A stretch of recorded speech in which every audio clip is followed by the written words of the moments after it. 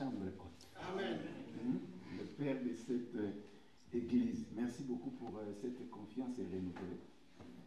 Quand je suis là, je me sens à la maison et je suis à l'aise et je sais que Dieu fera du bien à quelqu'un ce soir. Amen. Amen. Merci. Avant de répondre à nos places, nous allons lire la parole de Dieu dans notre texte de base qui nous a été donné, Nombre chapitre 10.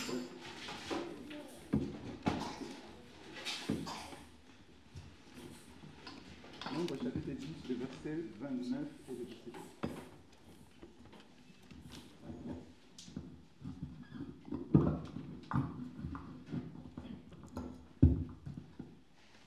Merci. Nombre 10, le verset 29 et le verset 30.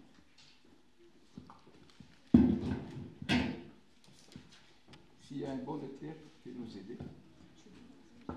Nous lisons dans Nombre 10, à partir du verset 29 jusqu'au verset 30. Je lis au nom de Jésus. Amen. Moïse dit à Hobab, fils de Réuel, le Madianite, beau-père de Moïse, « Nous partons pour le lieu dont l'Éternel a dit, je vous le donnerai. Viens avec nous et nous te ferons du bien, car l'Éternel a promis de faire du bien à Israël. » Verset 30. Hobab lui répondit, « Je n'irai point, mais j'irai dans mon pays et dans ma patrie. » Parole de l'Éternel. Amen. Merci beaucoup. Nous pouvons reprendre nos places. Soyez bénis. Alors, ce soir, je vais partager quelque chose. Comme je crois que tout le monde, l'Église est déjà au courant du thème que je vais partager pendant ces 2 jours, que je l'ai intitulé, c'est mon sous-thème par rapport à ces grands hommes de quarantaine que nous sommes en train de partager au travers tous les hommes de Dieu qui ont déjà défilé ici. Je bénis Dieu, j'ai eu l'occasion aussi, il y a des fois de suivre quelques prédicateurs qui sont déjà passés. Et je dis merci pour tout ce que Dieu a pu faire au travers de leur personne. Alors, dans ces 2 versets, nous voyons la parole de Dieu. Le Seigneur a parlé à Moïse, le Seigneur a donné la promesse à Moïse et à son peuple. Mais ce qui m'intéresse ce soir, surtout c'est le verset 30. Là où la Bible dit, Moïse a parlé à Hobab, il lui a fait appel à sa personne de lui suivre, de leur suivre pendant leur marche jusqu'à la terre promise. Dommage que la parole prophétique que Moïse avait déclarée à cet homme qui était aussi son beau-frère, Hobab n'avait pas vraiment compris cette parole, n'a pas pris cette parole en considération. Alors, le type a refusé l'appel de Moïse. Moïse a dit, viens, le Seigneur nous a déjà promis. La première chose que je voulais dire ce soir, le Dieu de la Bible, le Dieu que nous prions, c'est un Dieu de promesses. Amen. À chaque fois Dieu nous appelle, Dieu lie notre destinée avec une promesse. Amen. Dis Amen avec moi. Amen. Voilà pourquoi quand nous nous approchons jour après jour dans sa présence, nous devons être attentifs à ce que le Seigneur nous dit. Il y a des paroles ou des promesses générales, mais il y a aussi des paroles et des promesses personnelles. Donne-moi un amen. Amen. Il y a plusieurs personnes qui viennent à l'église, mais qui n'arrivent pas à être sensibles quand le Seigneur leur parle. Nous sommes appelés, quand nous sommes dans la présence de Dieu, à chaque occasion, nous devons être attentifs, sensibles, moi je dis. La sensibilité spirituelle, c'est quelque chose de très important. Celui qui manque la sensibilité, la sensibilité spirituelle, il risque aussi de rater beaucoup de choses dans sa vie. Imaginez-vous, je vous donne un exemple. Abraham, la Bible dit, le Seigneur lui a donné une promesse à l'âge de 75 ans. Et Abraham attendait cette promesse. La promesse ne s'accomplissait pas toujours. Jusqu'à 99 ans, la Bible dit un jour, le Seigneur apparut à Abraham. La Bible dit, le Seigneur apparut à Abraham. Nzambe abimeli Abraham. Dieu s'est apparu à Dieu et apparu à Abraham. Ah. Dieu apparut à Abraham, mais la Bible dit, Abraham leva les yeux et il vit 3 ans. Est-ce que vous pouvez comprendre? L'Éternel apparut à Abraham.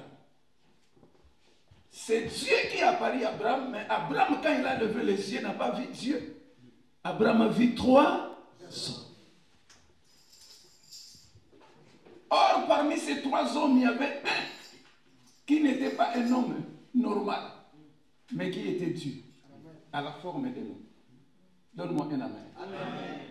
Dieu, mais à la forme d'un homme. Donc, tu dois être sensible pour comprendre que celui-ci qui me parle, ce n'est plus un homme normal, mais c'est Dieu qui parle au travers de cet homme.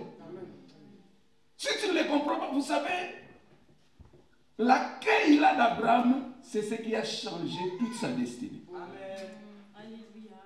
Là, les jours là, c'était les jours où le ciel était ouvert. L'homme là que Dieu a envoyé, cet homme là, quand il a déclaré des choses, et Abraham a vu, après une année, l'accomplissement de la promesse.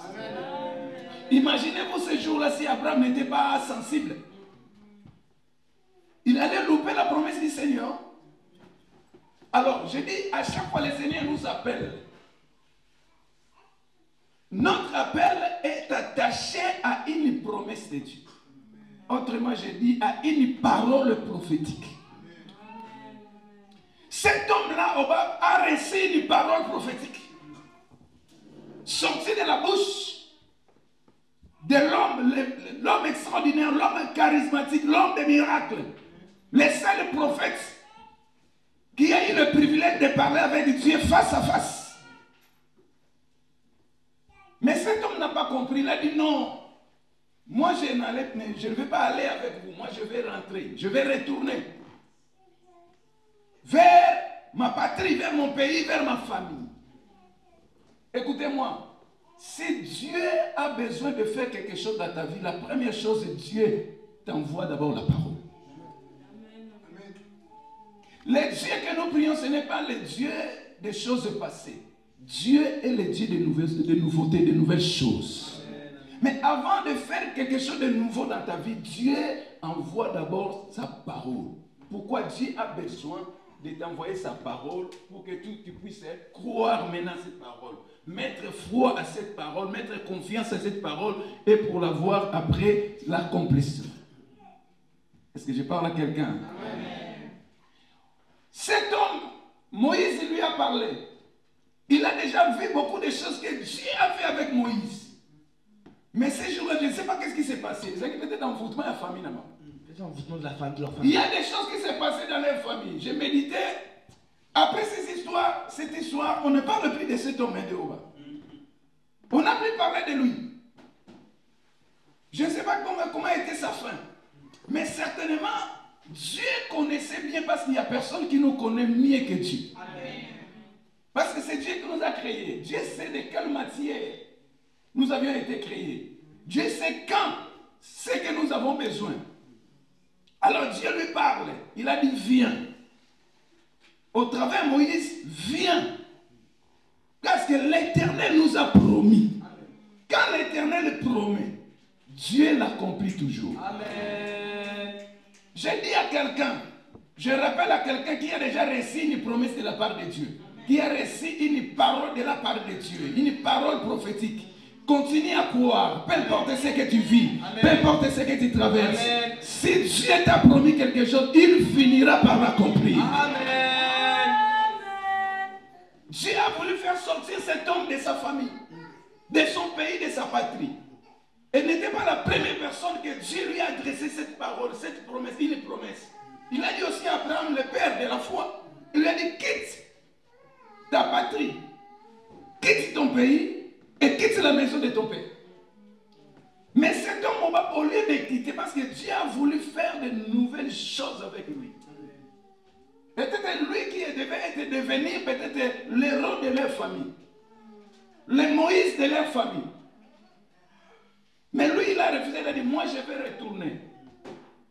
Écoutez-moi, quand Dieu te parle, tu n'es pas sensible à la voix de Dieu, alors tu risques de rater des choses.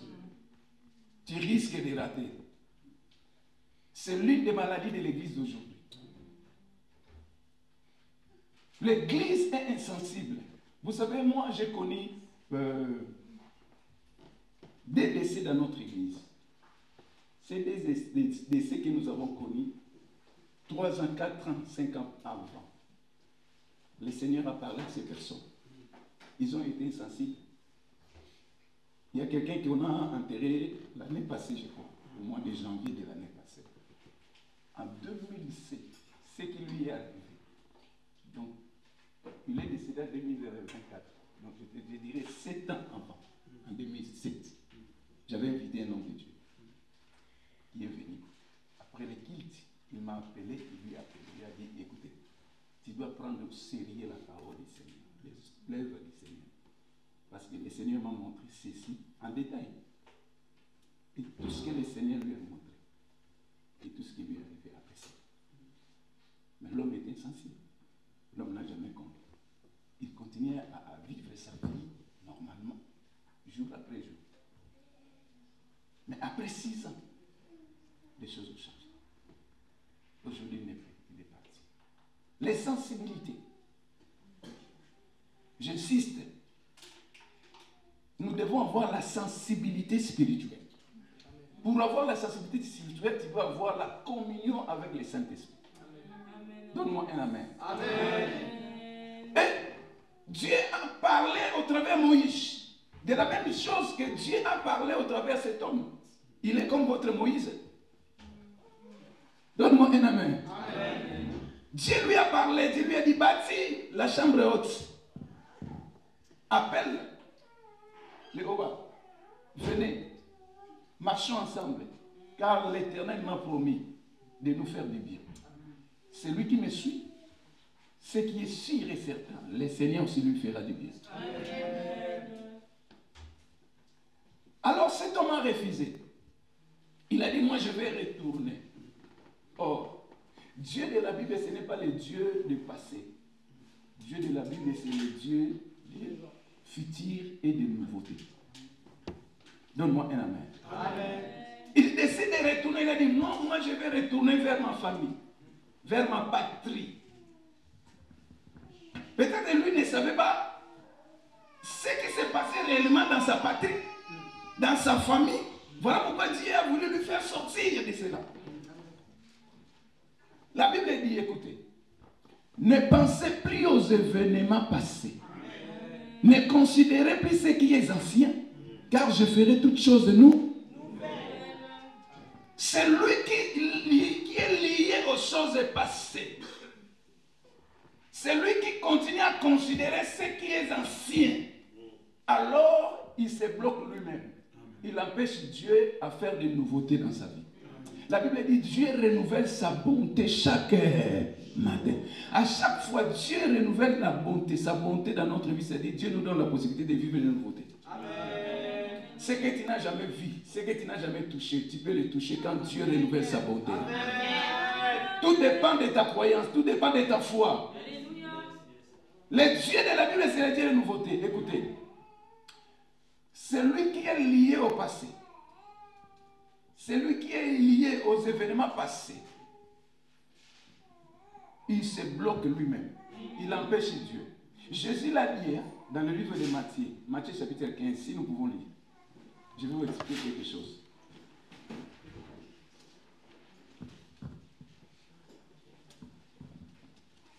Matthieu chapitre 15, verset 6. Je lis le livre de Matthieu chapitre 15 au verset 6. Vous annulez ainsi la parole de Dieu au profit de votre tradition. Hypocrite, Ésaïe a bien prophétisé sur vous. Comme il a dit. Le verset 6, c'est là. Verset 6. Vous annulez ainsi la parole de Dieu au profit de votre tradition. Vous annulez comment? Ainsi la parole de Dieu. Vous annulez ainsi la parole, les commandements de Dieu ou la parole de Dieu au profit de vos traditions. J'ai essayé un peu d'étudier ce que Jésus voulait dire. Quand il parle de la tradition c'est quoi? La tradition, c'est la coutume. Je ne sais pas si la coutume ou les coutumes, c'est pour vous. Non, le français bien. Il y a des Qui parle bien français. Hein? La coutume ou les coutumes, c'est pareil. Ah, c'est la même chose. Bon. La coutume. La tradition, c'est la coutume. Quand on parle de la tradition, on parle des habitudes. Quelque chose que tu es habitué à faire.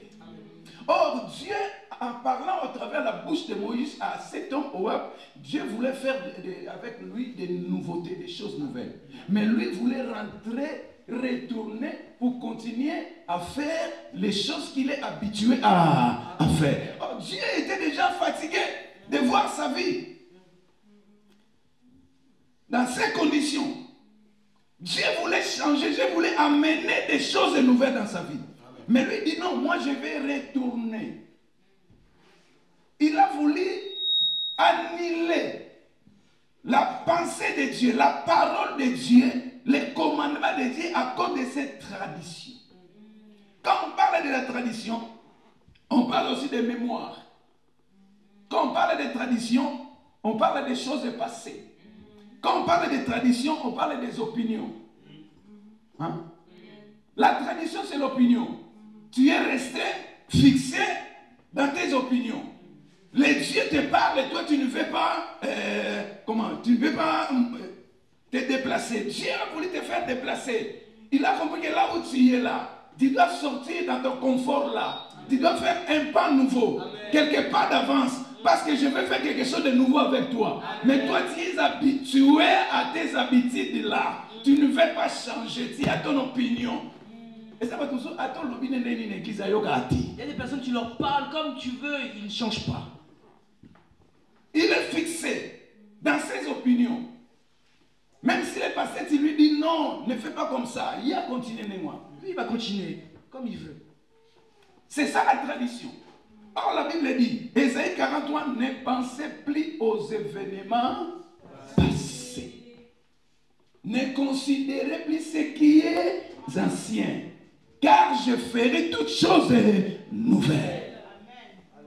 Celui qui continue à penser aux événements passés, à considérer ce qui est ancien, empêche Dieu, annule la puissance de la parole. Vous me comprenez là? Amen, amen. Tu dois te détacher à des choses passées. Ne considère plus ce qui est ancien. Permets à Dieu de faire avec toi des choses nouvelles. Amen. Je dis encore, arrête. Amen. Avec des choses passées. Il y a des chrétiens jusqu'à aujourd'hui. Quelqu'un lui a fait du mal, il jure que jusqu'à ma mort, je ne lui ferai rien. 10 ans passés. Cet épisode s'est passé, ça fait déjà 10 ans. C'est lui-là qui t'a escroqué, c'est lui qui t'a fait du mal. Ça fait 10 ans. Mais jusqu'à aujourd'hui, tu continues à penser à ces choses. Mais tu te bloques. Amen. Or, la Bible dit, ne pensez plus aux événements passés. Ne considérez plus ce qui est ancien. Il y a des choses à ne plus considérer. Considérer ne veut pas dire oublier. On ne peut pas oublier. C'est Dieu qui oublie. Nous, étant que des humains, on ne peut pas oublier. Même quand on pardonne, on n'oublie jamais. Hein? Je vais vous expliquer une chose. Quand on pardonne, on n'oublie pas. C'est lui qui t'a fait du mal. Mais même si tu lui pardonnes, tu ne peux pas oublier. À chaque fois que tu le vois, il va te rappeler à ce que peut-être il t'a fait. Mais quand tu pardonnes, qu'est-ce qui se passe? Même si tu vois la personne, tu te rappelles à ce qu'il t'a fait, mais la chose là qu'il t'a fait ne te fait plus mal. Amen. Vous me comprenez? C'est ça, pardon. Quand tu pardonnes, même si tu te rappelles, mais ça ne te fait plus mal. Mais et pourtant, pendant que tu n'as pas encore pardonné, quand tu vois la personne, tu racontes la personne, tu te rappelles, tu te fâches, tu te mets en colère. Ça veut dire que tu n'as pas encore pardonné. Tu n'as pas encore oublié. Mais la chose, le mal là, la personne t'a fait, les circonstances là, l'événement là, ne sera pas effacé dans ta mémoire, non.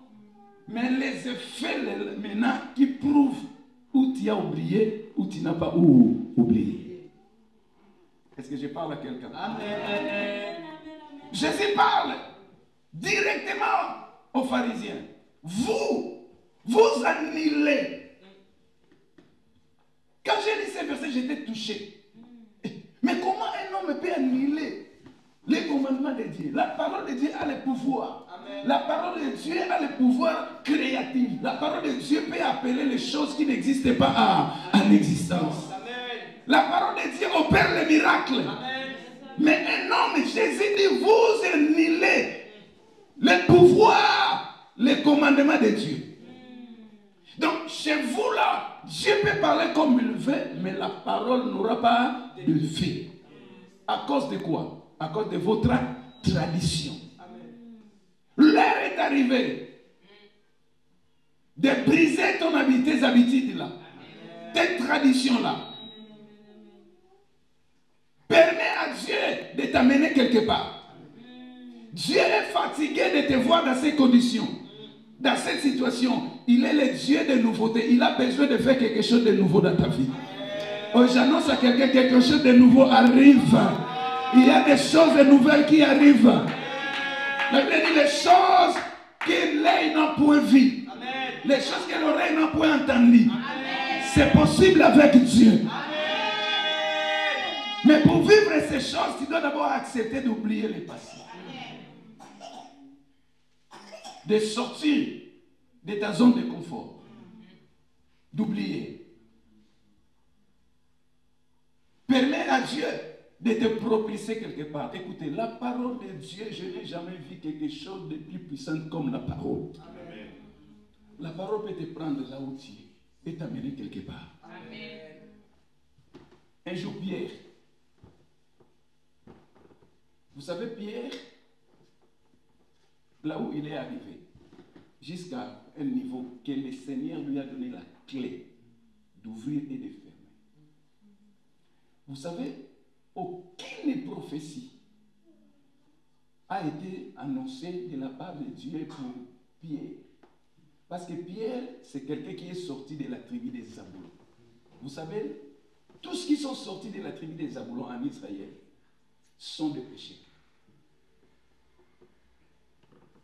Depuis leurs ancêtres, ils ne pouvaient pas faire autre. Si tu fais quelque chose d'autre, tu vas échouer. Si tu veux réussir, tu dois devenir qui? Pécheur. Vous savez, il y a des familles comme ça. Ils sont des commerçants. Ils sont des mécaniciens. Il y a des familles comme ça. Donc, aucune prophétie.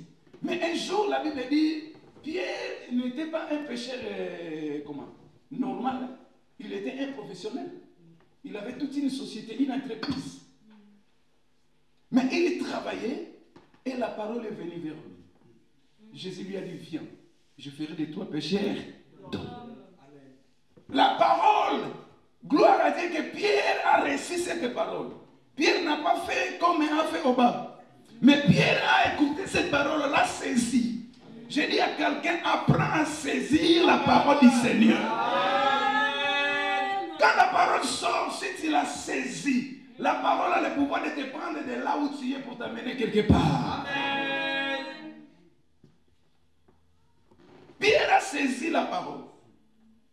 Mais dommage, dans la marche avec le Seigneur, quand le Seigneur est décédé, il est parti. Qu'est-ce qui s'est passé? Pierre aussi était déçu tellement. Il est rentré dans ses habitudes. Alléluia. Il est rentré dans ses habitudes, dans ses opinions, dans ses mémoires, de ce qu'il est habitué à faire. C'est ce qui se passe aussi souvent avec nous. Quand la promesse tarde. Vous savez, aujourd'hui, il y a beaucoup de gens qui sont à l'église, mais qui sont à l'église physiquement. Mais spirituellement, ils ne sont plus à l'église. En réalité, ce qui se passe à l'église ne l'intéresse même pas. Ils ne croient même plus. Mais je dis à quelqu'un, tu peux encore croire. Amen. Vous savez, il y a un homme dans la Bible qui s'appelle Caleb. Vous savez, la parole prophétique a un pouvoir, une puissance extraordinaire. Cet homme a réussi la parole prophétique. L'Éternel lui a parlé. Quand Israël est sorti de l'Égypte, pendant leur marche, arrivée vers la frontière pour entrer à Cabernéa, je crois bien. La Bible dit, Moïse a donné l'ordre à 12 espions d'aller espionner les Canaan. Quand ils sont revenus, ils étaient au nombre de 12. Les 10 ont eu peur par rapport à ce qu'ils ont vu. Mais les deux, quels étaient ces deux-là? C'était Josué et qui? Et Caleb. Par rapport à tout ce que Dieu les a dit, Caleb et Josué ont donné un rapport positif. Les deux disent étaient tellement peureux, ils tremblaient par rapport à ce qu'ils ont vécu là-bas. Ils ont vu. Ils ont dit non, non, non, c'est impossible. Et pourtant, Dieu avait déjà dit que je vous donnais le Canaan. Quand Dieu dit je vous donne, sois sûr que Dieu te donnera. Quand Dieu disait que je vous donne Canaan, Dieu ne savait pas qu'il y avait déjà des habitants là-bas. Il y avait des géants là-bas. Il y avait tous ces gens-là, mais Dieu avait dit je vous donne Canaan. Ce que Dieu t'a dit qu'il te donnera, sois sûr qu'il te donnera. Peu importe les obstacles, peu importe les géants, ce que Dieu t'a promis, Dieu te les donnera. Voilà pourquoi je veux dire à quelqu'un, n'abandonne pas, ne retourne pas, crois encore à la parole prophétique. Cet homme Caleb a crié quand le Seigneur lui a donné la promesse. Par rapport au temps, je vais vous donner que des versets. Nombre chapitre 14. Dieu a donné la promesse. Nombre chapitre 14, et quel verset? Le verset 24. Nombre 14, le verset 24. Je ne sais pas si quelqu'un peut lire. Non, lisons. Nombre chapitre 14, verset 24. Et parce que mon serviteur Caleb a été animé dans notre esprit et qu'il a pleinement suivi ma voie, je le ferai entrer dans le pays où il est allé. Et ses descendants le posséderont. Amen. Amen. Amen. Parce que mon serviteur Caleb, qu'est-ce qui s'est passé? A été animé dans notre esprit. Caleb a été animé avec un autre esprit. L'esprit contraire par rapport à ce que d'autres disent là. Parce que Caleb a crié à la parole prophétique. Amen. À la promesse de Dieu. Amen. Et Dieu a renouvelé sa promesse. Amen. Dieu a renouvelé sa promesse. Il a dit, je te donnerai le Canaan. La montagne est là. À Canaan, je te le donnerai. À cette époque-là, Caleb avait 40 ans. Mais la chose s'est accomplie quand Caleb avait 85 ans. Amen. Donc, 45 ans après. Voilà pourquoi moi j'encourage toujours les hommes de ne pas abandonner, de ne pas renoncer à vos rêves. Amen. Quand le jour est arrivé, Caleb est allé vers Josué pour lui rappeler. Il a dit, écoutez, peut-être toi tu as oublié. Moi, le Seigneur, 40 ans passés, 45 ans passés, le Seigneur m'avait promis que quand on arrivera à Canaan, le Seigneur avait promis qu'il me donnera cette montagne. Amen. Alors je suis arrivé, donne-moi la montagne. 45 ans après.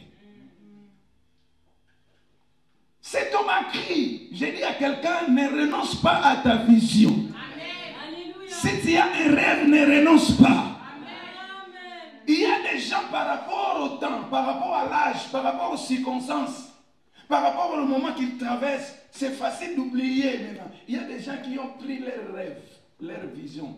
Ils ont pris, ils ont ouvert leurs tiroirs dans leur chambre. Ils ont mis leurs rêves là. N'enterre pas ton rêve. Je donne à quelqu'un, allez ouvrir ton tiroir là dans la chambre, là où tu as déposé ton rêve. Amen, amen. Tu peux encore récupérer ton rêve. Amen. Dieu est capable encore d'accomplir ton rêve là.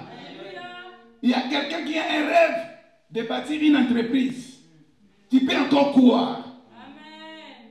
Dieu ne regarde pas l'âge. Mais si Dieu t'a promis quelque chose, Dieu est capable de le réaliser. Le Dieu de la Bible, c'est le Dieu de l'accomplissement. Dieu ne faillit jamais. Amen. Jusqu'à quelle heure? Jusqu'à 21. Dieu ne faillit jamais. Et cet homme Caleb, il a crié. Il s'est comporté différemment par rapport à Abraham. Abraham, quand il a vu l'âge, il a commencé à désespérer. Genèse chapitre 17. Dieu lui parle à Abraham, a commencé à désespérer. Ne désespère pas. Quoi encore? Le Dieu qui t'a dit quelque chose, La parole prophétique, c'est la parole de Dieu. Donne-moi un amen. Donne-moi un amen. Amen. Caleb a continué à croire. De 40 ans jusqu'à 45 ans. Malgré la présence des géants, malgré la présence des fils d'Anakim, malgré les obstacles et l'adversité, mais Caleb a continué à croire. Il avait toutes les raisons d'abandonner, de renoncer par rapport à l'âge. Quand le Seigneur m'avait parlé, j'avais combien? 40 ans. Mais aujourd'hui, j'ai presque 50 ans, 60 ans, 80 ans. Mais malgré son âge, il a continué à croire. Il a crié. Qu'est-ce qui a poussé Caleb à croire? Dans Josué 14, verset 6. À partir du verset 6 jusqu'au verset 14, je crois bien, Caleb est allé réclamer maintenant. Quand il s'est arrivé. Quand ils sont arrivés à Canaan, il a réclamé la montagne. Ce sont des preuves que depuis qu'il a reçu cette parole, il a continué à croire. Et à 85 ans, les choses sont accomplies. Amen. Quand une parole prophétique est déclarée sur toi, écoutez, comment tu peux comprendre que cette parole me concerne? Un jour, Jésus, après sa mort, la Bible dit qu'il y avait des disciples qu'on appelait les disciples d'Emmaüs. Ils marchaient. Jésus était mort, ils étaient désespérés, ils étaient déçus. Ils marchaient, ils rentraient dans leur village. Pendant qu'ils marchaient, Jésus est apparu au milieu d'eux.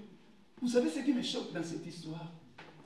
C'était des disciples, c'est-à-dire des gens qui mangeaient avec Jésus, qui écoutaient la parole de Jésus, normalement qui connaissaient la voix de Jésus. Attention quand il y a des ciels.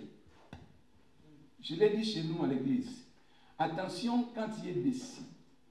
Si tu es sous la déception, sous la colère, tu risques de ne plus écouter la voix du Seigneur. Amen. Le Seigneur te parle même, toi tu ne comprends pas. Jésus est au milieu. Parce que Jésus, il est l'homme du milieu. Il est toujours au milieu.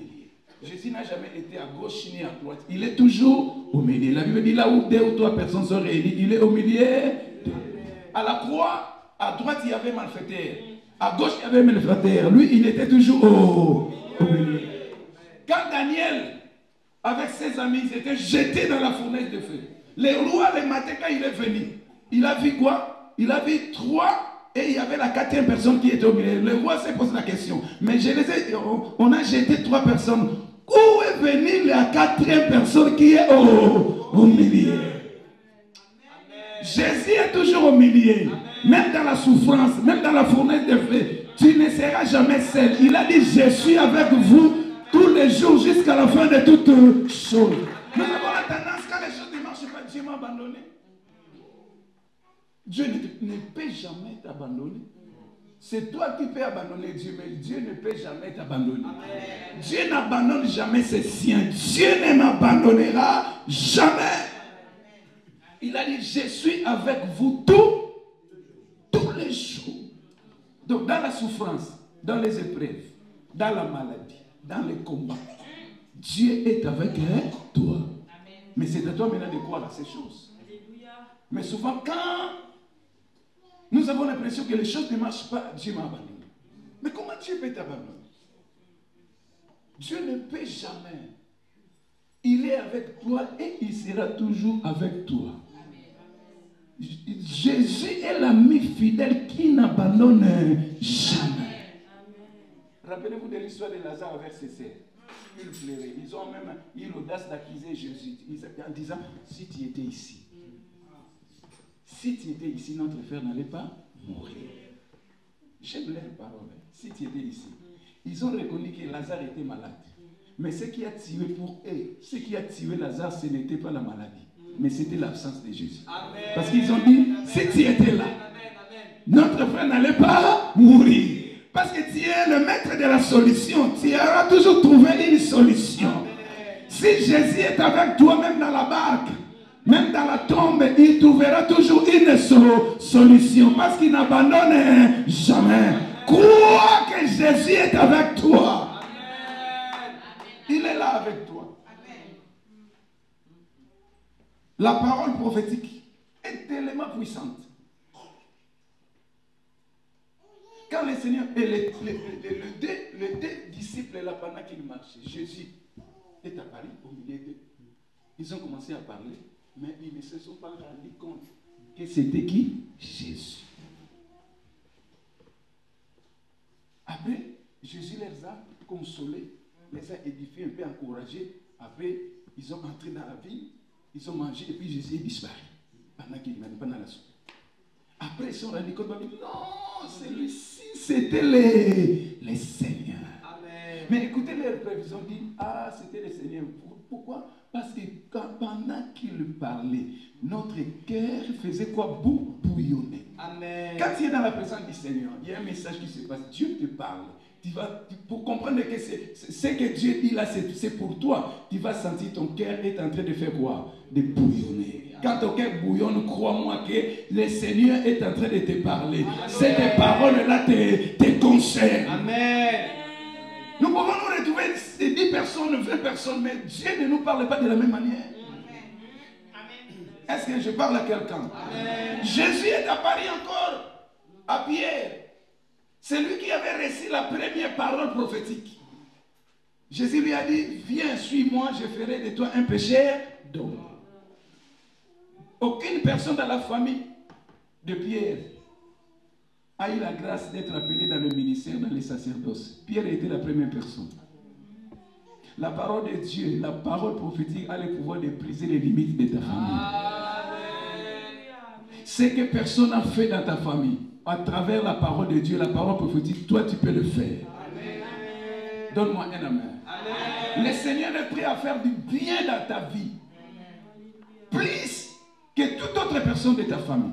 De t'amener là où personne de ta famille est arrivé. De toucher là où personne de ta famille a touché. Tu peux être la première personne. Si tu crois, donne-moi un amen. Mais sors de la tradition. Ne te comporte pas comme cet homme là au bas. Sors de tes coutumes, de tes conforts, de tes opinions. Tes opinions font que tu puisses annuler le pouvoir, la puissance de la parole du Seigneur. Attention avec tes opinions. Il y a des gens, il est fixé avec ce qu'il dit, ce qu'il pense. Si tu veux penser bien, pense par rapport à la parole du Seigneur. Donne-moi un amen. Amen. Et Jésus est mort. Ce n'était pas tout seulement les disciples là, les Emmaüs, même lui-même Pierre aussi. Il était déçu. Il est rentré à la pêche. Le Seigneur lui avait déjà dit, viens, laisse la pêche. Moi je ferai de toi pécheur d'homme. Mais il est encore rentré où? Dans la tradition. Dans les choses passées. Dans les mémoires. Comme au Bab. Viens, le Seigneur nous a promis de nous faire du bien. Ce qui est devant toi est meilleur par rapport à ce que tu as déjà vécu. Amen. Je dis à quelqu'un, ce qui est devant toi est plus grand, est plus glorieux par rapport à ce que tu as déjà touché. Si tu peux laisser la tradition, la coutume, les habitudes, suivre la parole de Dieu, attache-toi à la parole prophétique, tu verras des nombreusetés viendra dans ta vie. Pierre est rentré. Et le Seigneur, gloire au Seigneur que le Seigneur est le Dieu miséricordieux. Même quand nous trébuchons, le Seigneur vient toujours. Parce qu'il a compassion de nous. Il veut nous donner le meilleur. Dieu ne supporte pas de nous voir vivre les mêmes choses. Il est venu encore vers Pierre. Pierre, dans les lacs de Tibériade. Il était même venu. Et le Seigneur lui dit, Pierre, viens. Et le Seigneur, cette fois-ci, lui parle encore. Lentement et sereinement. Écoutez, quand il deviendra vieux, il y aura une autre personne qui te prendra, qui te mettra à la ceinture, qui te conduira. Mais ces choses arriveront quand il sera vieux. qu'est-ce qui s'est passé dans la vie de Pierre? Pierre n'était pas encore devenu vieux. Il y avait la persécution à Jérusalem. Et le roi Hérode a arrêté l'apôtre Jacques. Jacques a été arrêté. Avant la Pâque. Et après, il y avait un décret. Le roi Hérode a décidé de décapiter l'apôtre Jacques. Il a tué, décapité. L'église tremblait. Parce que c'était la période de la persécution. Il priait en cachette, en secret. Mais pendant qu'il priait, la Bible dit, je crois que je l'ai déjà partagé ici. Pendant qu'il priait, mais il ne croyait pas leur prière. Mais Dieu a libéré Pierre. Quand Pierre est venu, il a toqué à la porte. La femme là qui est venue, quand elle a vu que c'était Pierre, elle est rentrée, il a dit c'est Pierre. Tout le monde qui priait pour Pierre a dit non, c'est pas possible. Pour eux, ils ne croyaient pas que Dieu était capable de délivrer Pierre. Mais vous savez qu'est-ce qui a fait la différence entre Pierre et Jacques? C'est que le Seigneur avait libéré la parole prophétique que Dieu avait libérée à Pierre. Ne concernait pas Jacques. À Jacques, le Seigneur n'avait rien dit. Mais à Pierre, le Seigneur lui avait dit que quand il deviendra vieux. Voilà, moi, j'attends beaucoup de prédicateurs quand ils prêchent cette histoire-là. Acte 12, il dit que quand la prière, l'église prie, et la prière de Pierre, la prière de l'église a délivré Pierre dans la prison. Moi, je ne crois pas. Parce qu'il ne croyait pas. Comment vous priez, mais après on vous dit que la personne là, à qui vous priez, vous adressez la prière à Dieu, Dieu l'a délivré, c'est lui qui touche, qui est en train de toquer à la porte. Et tout le monde ne croyait pas, non, mais toi Dieu est devenu fou. Donc, il priait comme un d'habitude. Ils sont habitués à l'heure de la prière, aller à la prière, mais ils ne croient pas à la prière. Ne viens pas à l'église seulement pour le plaisir de venir, comme habitude. Mais quand tu viens, tu dois croire. La Bible dit que celui qui s'approche de Dieu croit que Dieu existe. Et il est le rémunérateur. Il y a des gens aujourd'hui qui viennent à l'église comme habitude, comme coutume chaque vendredi. Nous avons l'intercession. Mais il ne vient plus avec la foi là de croire. La Bible dit, approche-toi de Dieu et Dieu s'approchera de toi.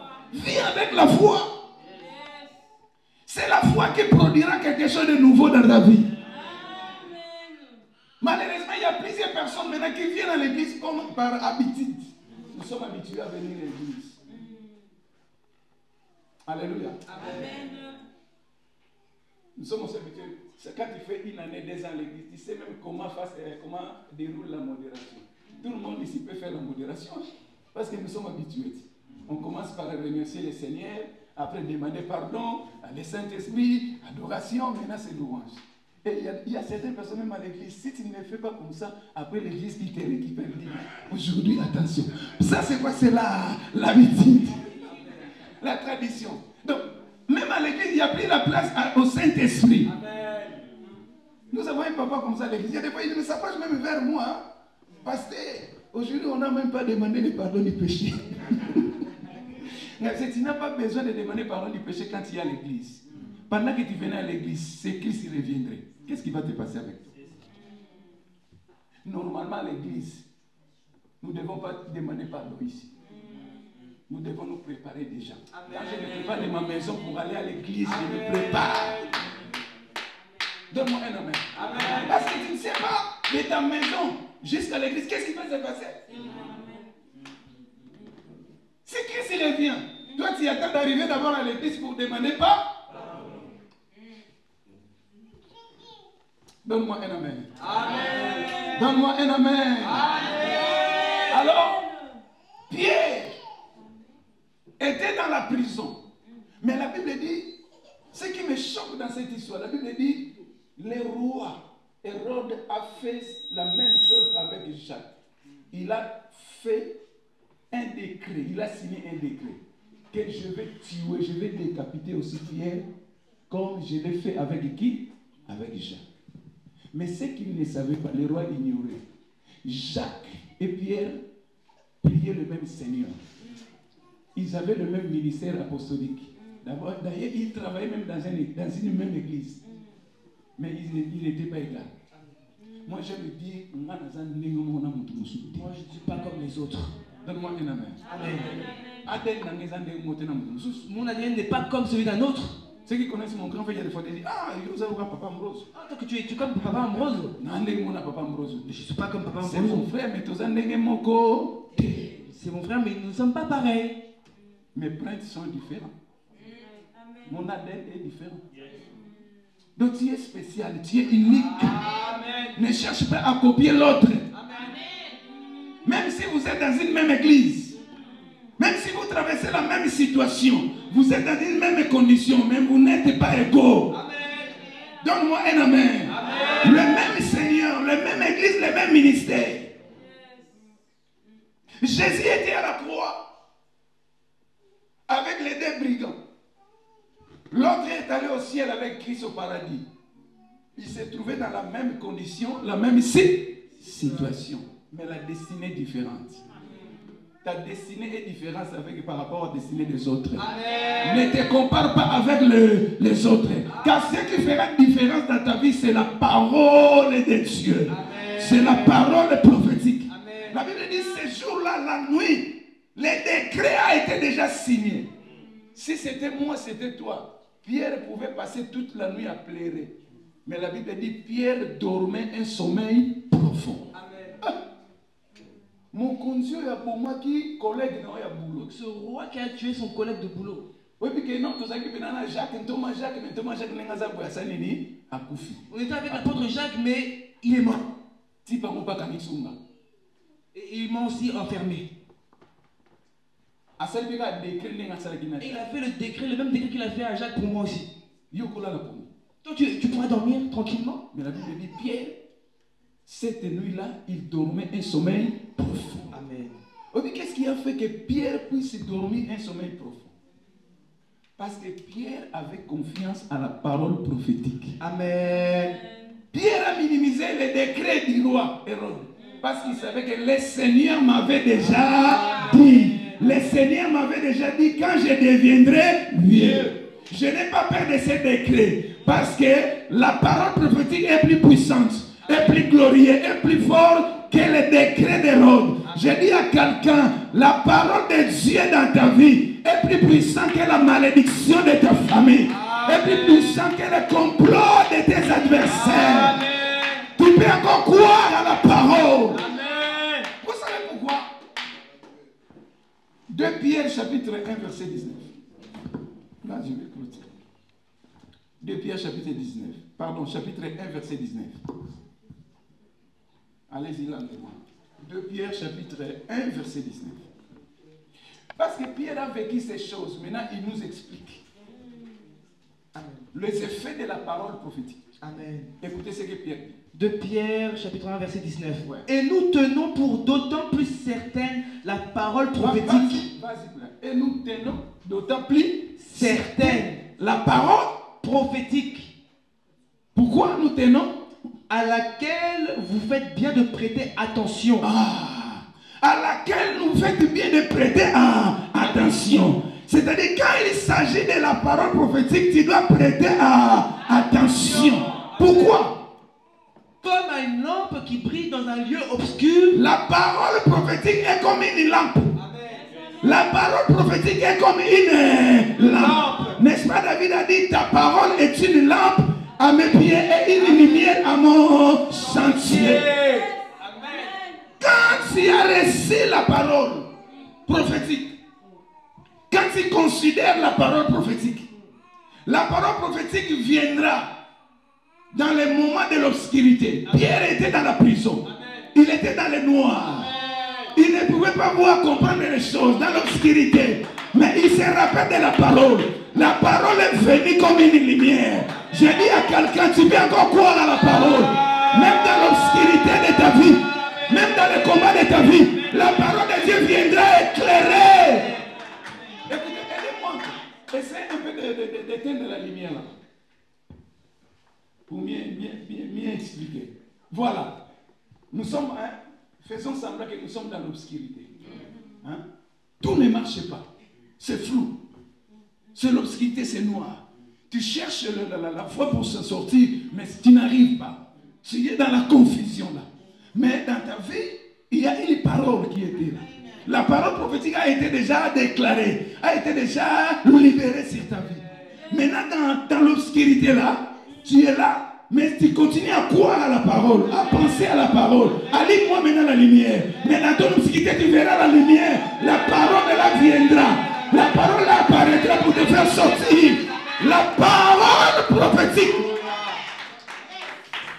Ne minimise pas la parole, tu l'as considérée. Paul nous explique, Pierre, pardon. Qu'est-ce qu'il a dit? Répète-moi.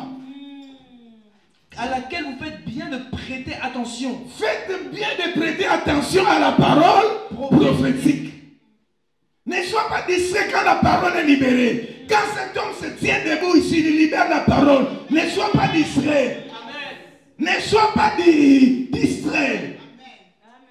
Cette parole-là libérée peut te prendre dans l'obscurité, là où tu es, dans la prison, là où tu es, dans la pêche, là où tu es, et t'amener dans la sacerdoce, et t'amener dans le palais royal, et t'amener pour vivre un miracle. La parole prophétique. Dis à ton frère la parole prophétique. Oh, dis encore avec moi la parole prophétique. Ne sois pas comme Obab, qui a négligé la parole prophétique. Il a reçu la parole et lui, il pense à ses habitudes, à ses traditions. Moi, je vais retourner. Dieu sait que là où tu es, rien plus ne marche.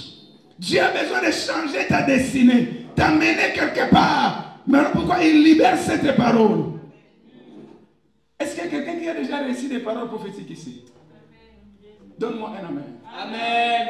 Donne-moi un amen. Amen. Donne-moi un amen. Amen. Attache-toi encore à cette parole prophétique. Amen. Que le Seigneur m'a parlé. Au travers de la bouche de mon Père, Dieu a déjà parlé.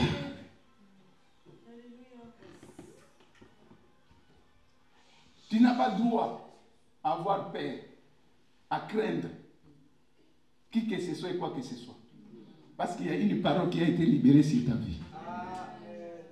Et cette parole finira par s'accomplir. Voilà pourquoi Pierre, connaissant la parole prophétique que mon Seigneur avait déjà dit, écoutez-moi. Souvent dans nos églises, nous avons l'habitude, quand quelqu'un a la prophétie pour prophétiser, il doit d'abord commencer à s'agiter. Mais Jésus prophétisait, libérait la parole prophétique à Pierre tranquillement. Il lui parlait, écoutez, quand tu deviendras vieux. Mais Pierre, parce que la première fois, il a raté. Il est rentré. Il a dit non, cette fois-ci, je serai sensible. Voilà pourquoi il nous a exhorté. Il a dit, tenez en considération. Quand tu tiens en considération la parole prophétique, même si tu es dans l'obscurité, dans la prison, tu peux encore dormir un sommeil profond. Parce que la parole prophétique, c'est une lampe. C'est une lumière. Quand tu crois cette parole, même dans l'obscurité, la parole la viendra. Va éclairer ta vie. Dans la confusion, la parole la viendra. Va éclairer ta vie. Que Dieu vous bénisse et bénisse sa parole. Amen, amen, amen, amen, amen.